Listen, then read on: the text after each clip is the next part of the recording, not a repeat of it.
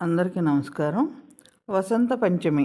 వసంత పంచమి భారతీయ సంప్రదాయంలో ఎంతో పవిత్రమైన పండుగ. ఇది వసంత ఋతువు ఆరంభానికి సూచికగా మరియు విద్యా, విజ్ఞాన, కళలకు అధిష్టాత్రి అయిన శ్రీ సరస్వతీదేవి యొక్క జన్మదినంగా విశేష ప్రాధాన్యం కలిగి ఉంది. ఇది మాఘమాసంలో వచ్చే శుక్లపక్ష పంచమి. ఈ రోజుతో ఇప్పటిదాకా గజగజలాడించిన చలి తగ్గి ప్రకృతి పునరుజ్జీవనం మొదలవుతుంది. రకరకాల చెట్లన్నీ రంగురంగుల పూలతో కళకళలాడుతూ ఉంటాయి. పంటలు పరిపక్వ దశకు చేరతాయి. మనసుకి ఆనందం. చలికాలం అంతా కొంచెం బద్ధకంగా నిద్రావస్థలో ఉన్న శరీరానికి ఉత్సాహం కలుగుతుంది.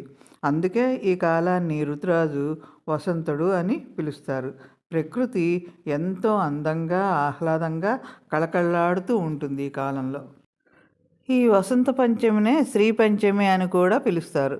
ముందుగా సరస్వతీదేవి గురించి తెలుసుకుందాం.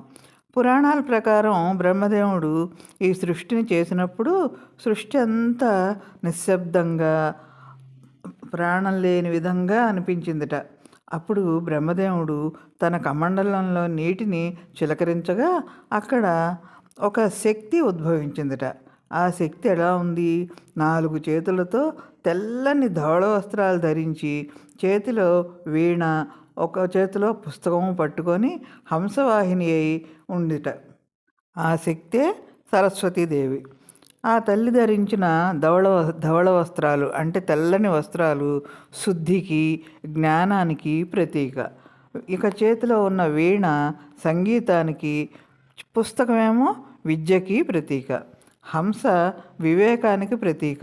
పాలను నీళ్లను వేరు చేయగలిగే శక్తి ఈ సృష్టిలో ఒక్క హంసకే ఉంది. ఆ విధంగా ఆవిర్భవించిన సరస్వతీదేవి నిశ్శబ్దంగా ఉన్న లోకానికి తన వీణానాదంతో వాక్కు, విద్య, సంగీతం ప్రసాదించింది. ఈమె విద్య, జ్ఞానం, సంగీతం, కళలు, వాక్కుకు అధిదేవత. ఇంకొక విశేషం ఏమిటంటే ఈరోజు అన్ని విషయాల్లోనూ పసుపు రంగుకి ఎక్కువ ప్రాధాన్యత ఇస్తారు. అంటే పసుపు వస్త్రాలు, పూలు, ఆహారం మొదలగునవి. పసుపు రంగు అంటే వసంతకాల పుష్పాలు, శుభం, జ్ఞానం, శక్తి అని అర్థం.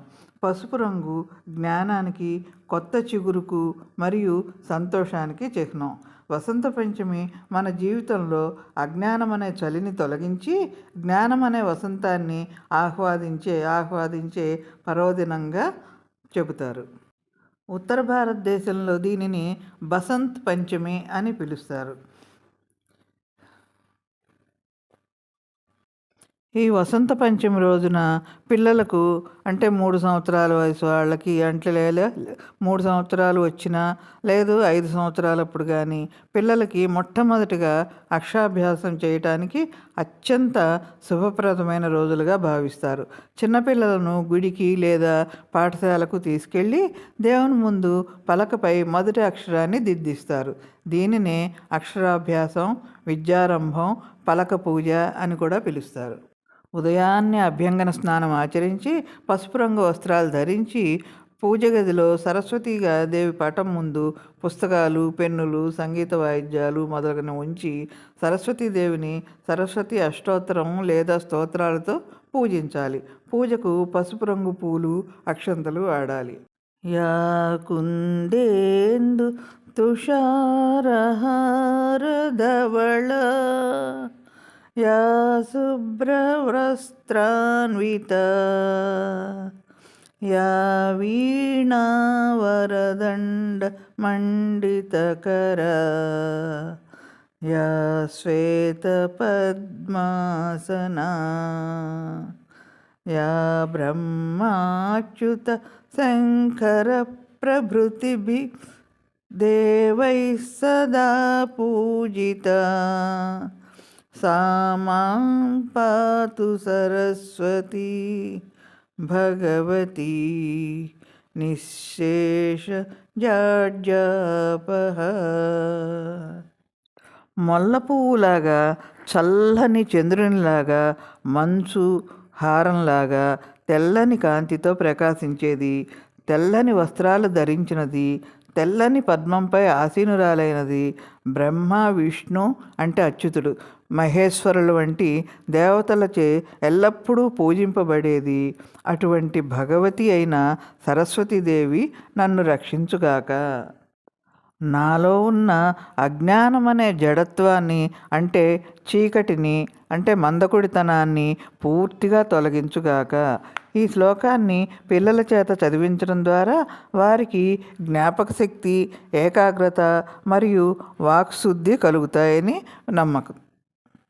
ఇక ప్రతిరోజు చదువు ప్రారంభించే ముందర చదివే శ్లోకం సరస్వతీ నమస్తుభ్యం వరదే కామరూపిణి విద్యారంభం కరిష్యామి సిద్ధిర్భవతు మే సదా పద్మపత్ర విశాలాక్షి పద్మకేసరవర్ణిని నిత్యం పద్మాలయాన్ దేవి సామాం పాతు సరస్వతి భగవతి భారతి పూర్ణేందుబింబానన.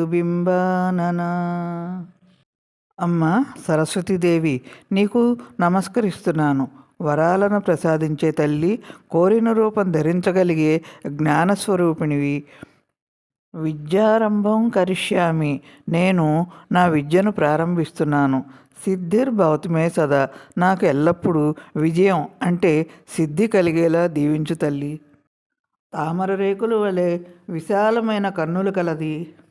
పద్మకేసర వర్ణిని, తామర పువ్వు మధ్యలో ఉండే కేసరాల వంటి బంగారు పసుపు రంగు ఛాయ కలిగినది. ఎల్లప్పుడూ పద్మమునందు నివసించే దేవి సామాంపాతు సరస్వతి. అట్టి సరస్వతీదేవి నన్ను రక్షించుగాక. విద్యను ప్రసాదించే తల్లి, నీకు నమస్కరిస్తున్నాను. నాకు విద్యను ప్రసాదించు అని సకల ఐశ్వర్యాలు కలిగిన భగవతి, వరాలనిచ్చే భారతీదేవి, నీకు నమస్కారం. విద్యే స్వరూపంగా ఉండి జ్ఞాననేత్రాలు కలిగిన ఓ తల్లి, నాకు విద్యను ప్రసాదించు. నీకు వందనం. ఒక్క విషయం గమనించారా? ఈ 2 శ్లోకాల్లో దేవిని ఎక్కువగా పద్మంతో పోల్చారు. దాని అర్థం పద్మం బురదలో పుట్టినా బురదలోని ఏ మలినాలను అంటించుకోకుండా పవిత్రంగా స్వచ్ఛంగా ఉంటుందో అలాగే జ్ఞానం కూడా ఈ లౌకికమైన సంసార మాయలో చిక్కుకోకుండా నిర్మలంగా ఉండాలని అర్థం. ఈ శ్లోకాలతో పాటు సరస్వతీదేవి ద్వాదశ నామావళి అంటే సరస్వతీదేవి యొక్క 12 పేర్లు కూడా వసంత పంచమి రోజే కాకుండా ప్రతిరోజు త్రిసంధ్యల్లో చదవటం వల్ల జ్ఞాపక శక్తి పెరుగుతుంది. చదివిన వారికి నాలుకపై విద్య నిలుస్తుందని అర్థం.